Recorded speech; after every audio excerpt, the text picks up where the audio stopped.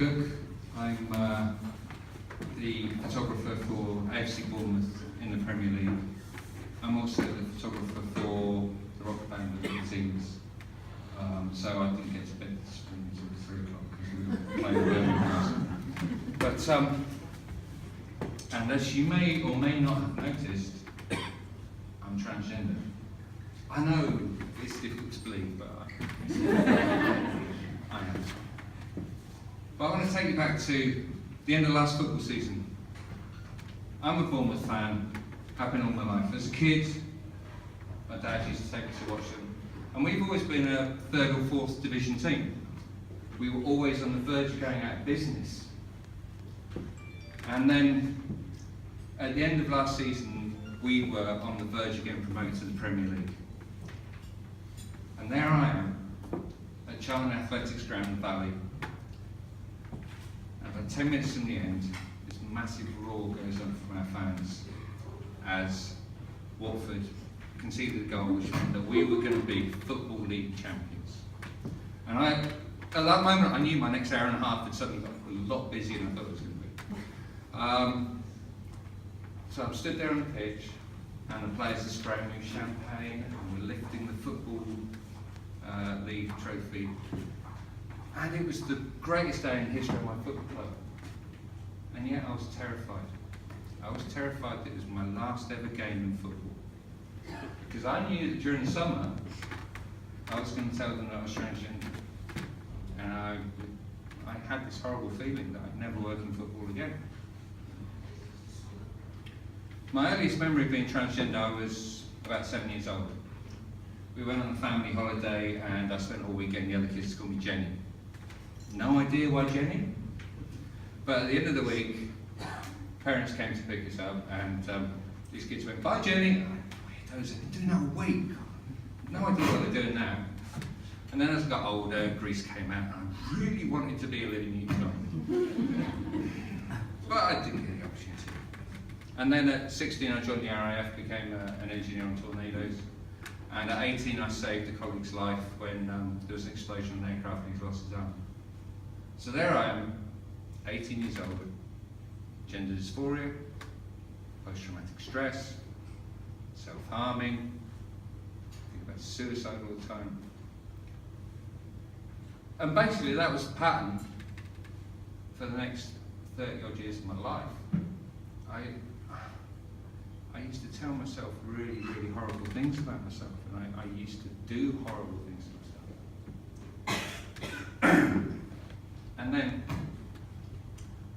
back in, July,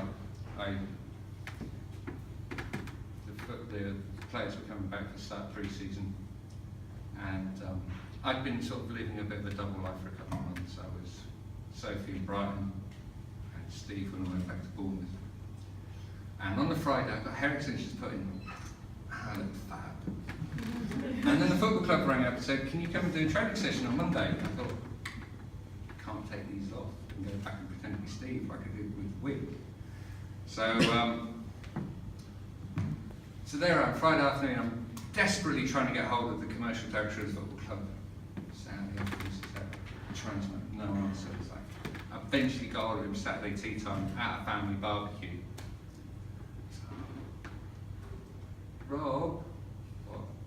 Really, really sorry to do this to you, but something I've got to tell you before Monday. Okay, I'm transgender. So it went a bit quiet on the other end of the phone for a second. And then we arranged for me to go into a meeting. And I had a meeting with the manager and the chairman of the football club. And anyway, there we are in the owner's box at the football ground overlooking the pitch. Chairman, manager, assistant manager, commercial director, head of media, HR manager. And me in my pencil skirt and heels, looking absolutely fabulous. God, I look stunning. It was great.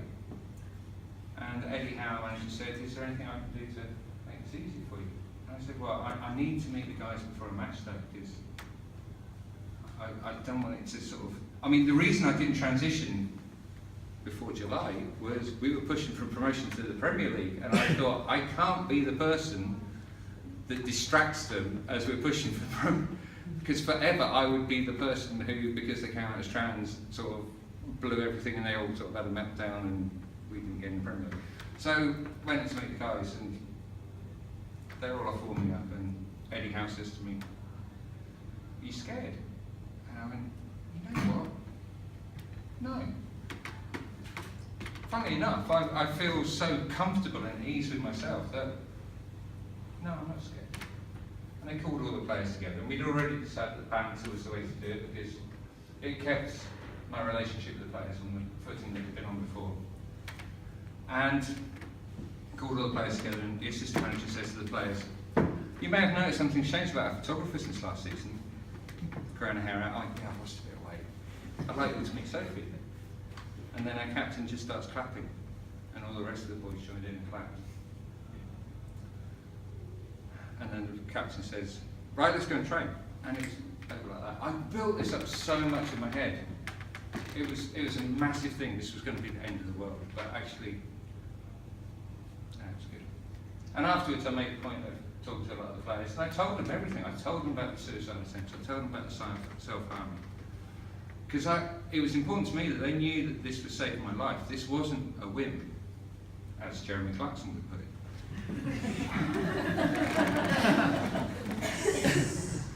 But, and I told them all about it.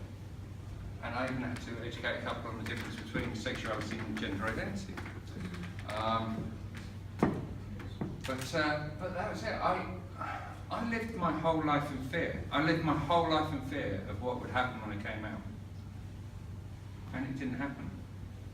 And my family, I mean, I've got 3 kids and I've got a granddaughter. And my 2 youngest, my 15-year-old son,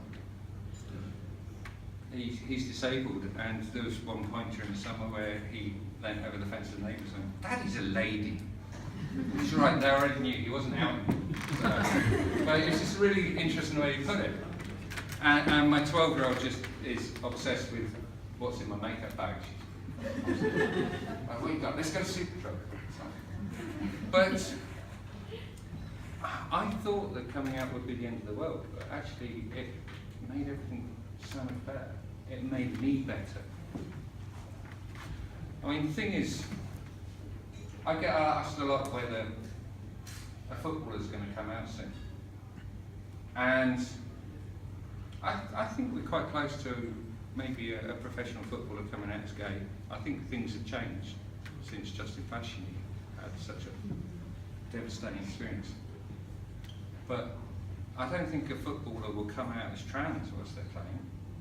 Because even if football follows the rules that the Olympic Committee's brought in about sort of being able to compete in your identified gender without surgery,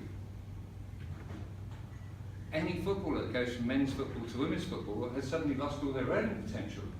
So there's another issue we've got to address. But the thing is, my experience since I came out has been overwhelmingly positive. Obviously, there are still bigots out there. Sport reflects society. And in society's become a lot more open. People have realised that diversity actually makes society and community stronger. And it's the same in sport. But in the same way that there's still bigots outside in society, there's still bigots in sport. So yeah, I do occasionally get abused, but quite frankly, probably less than I get on the streets. But the thing is, I was terrified that I would lose everything when I came out. What happened is that my life improved greatly. I'm happier than I've ever been in my life. I'm more comfortable with myself than I've ever been in my life. My relationships with everyone's better. I spent 20, 30 plus years as a zombie. I was just emotionally disconnected from everything. But the great thing is that I went through that period where everything just felt so painful. And I've come out the other side. And I think there's hope for people when they do that. As soon as they face up to the fear and actually overcome it and work out what they're going to lose and what they're going to gain. It's no contest. I mean, I thought I would lose everything. I'm still working in Premier League football. I'm still the photographer for the band. I've got a great relationship with my family. I'm best friends now with my ex-wife, who has told me since that if I carried on being the depressive, suicidal person I was, she was going to leave me anyway. But we're best friends now. And my relationship with my children, I think my 12-year-old daughter summed it up best when she said to me, "You're my hero. Steve was great, but Sophie's better." Thank you.